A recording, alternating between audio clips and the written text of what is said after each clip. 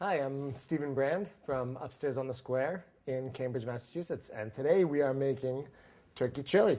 To start the chili, I actually began yesterday by soaking these red kidney beans in hot water. I boiled some water and poured it over the dry beans.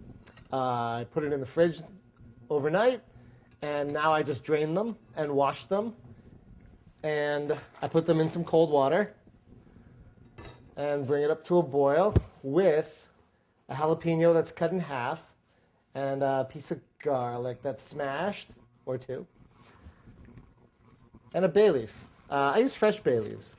I believe it's a different flavor than dry bay leaf. It's more of a medicinal flavor, and I just sort of tear it a little to release the oils, and there we go.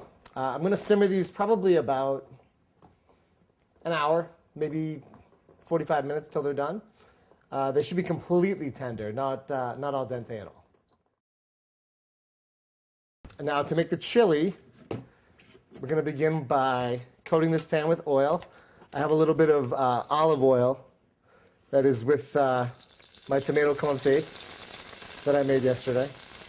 We'll come back to that later. Put about 2 tablespoons of olive oil in the pan.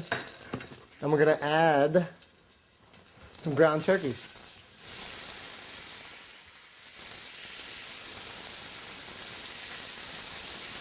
This is about 2.5 pounds.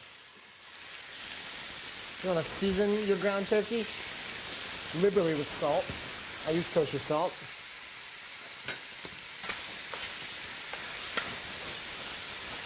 Sometimes I find the best thing you can do is just let it sit.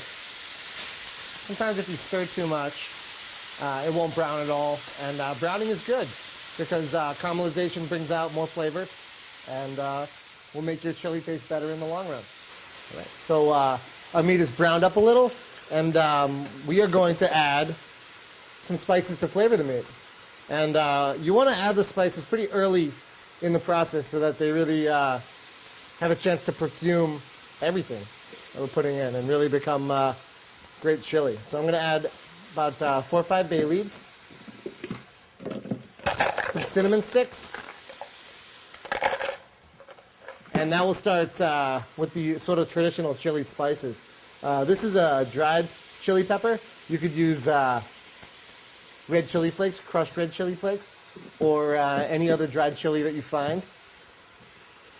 We're also going to add a couple tablespoons of basic chili spice. This is coriander, cumin, and fennel seed, and ground in equal proportions.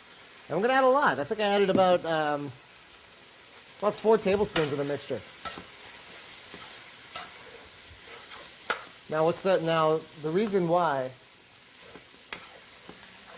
you want to add it now is to get it in the oils. In the olive oil we put in there, and in the turkey. It's a little bit of turkey fat, even though we're using very lean meat. You really want to flavor that. Now let's add some aromatics to the mix. I'm going to add some cut celery, some cut carrots, and a whole lot of cut onion.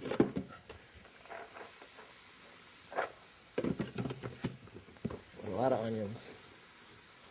And this is going to just taste great once it stews down.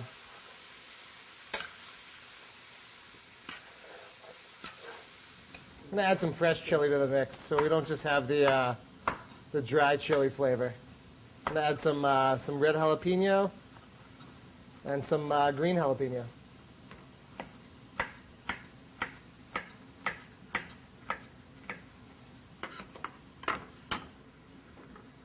Red and green jalapenos come from the same, they're basically the same pepper.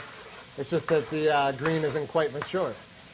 And it's actually much hotter than the red. I probably stir this around 10 minutes until the vegetables just start to soften. The onion becomes a little translucent. We've allowed our vegetables to sweat for about 10 minutes. And now we're going to add some liquid.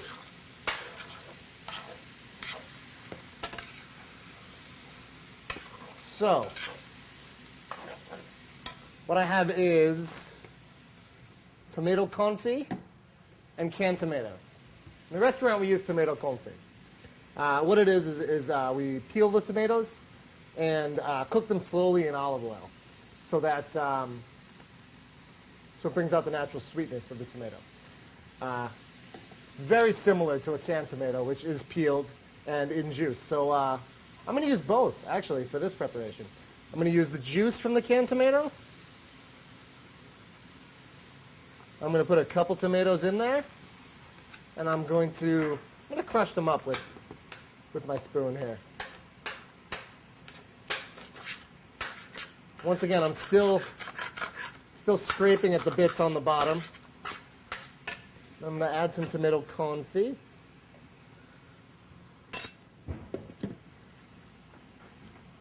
And once again, if you don't have tomato confit, just put in a couple more canned tomatoes.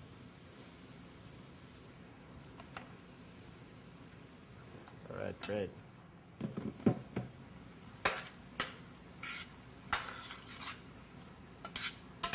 So you might ask yourself, why turkey chili? Why not beef chili or beef and pork chili? I would say that people are probably looking to lower their cholesterol in the new year and eat a little healthier. Turkey is certainly much leaner than red meat, and it's become more cost effective.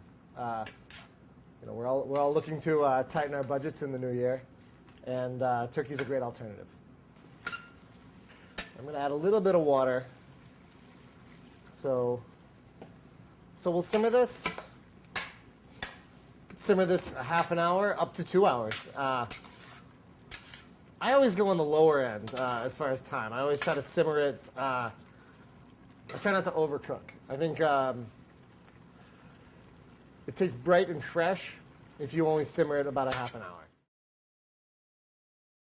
An ancho, and what I did is I took these right over the open flame on the gas stove and toasted them to bring out the oils. I basically wanted to add another sort of layer of spice to the chili. So I toasted these, and we're going to nestle them right in there. These are chipotles. I also toasted these, which are smoked jalapeno. And we will just nestle them in there. And we'll let this simmer another 10-15 minutes. All right, so now that our chilies are softened, I'm actually going to remove them and give them a little chop so no one gets a huge mouthful of chili. If you wanted to if you wanted to control the heat of your stew, you could take the seeds out. But I like the seeds. I think spice is good, so I'm going to leave them in. And like I said, we're just going to chop this, and add them back in. Finishing the chili involves adding the beans back in, or adding the beans in.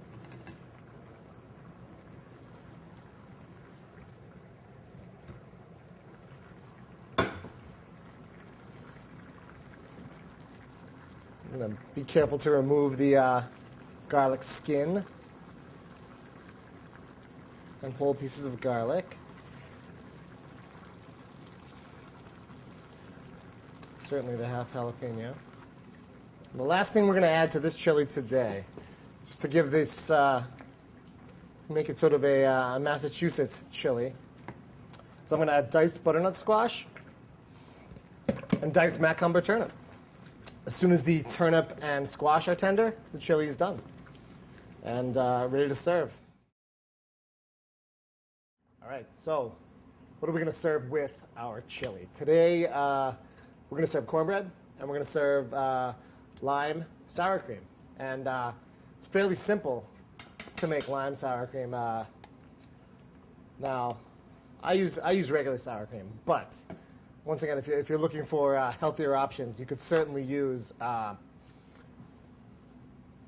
non-fat or lower-fat sour cream, which is a really great product, I think, as far as lower-fat products are concerned. So what I do is using my microplane to zest lime into the sour cream. All right. So we have lime zest. I will take these limes and we'll juice them as well. I sort of start that by pressing them against the cutting board to soften them a little. And then squeezing the juice. Now, the most important part of lime sour cream isn't actually the sour cream or the lime. It's salt. Because if you forget the salt, it just simply won't taste very good. And salt brings out all the flavor in this. So that's it, really.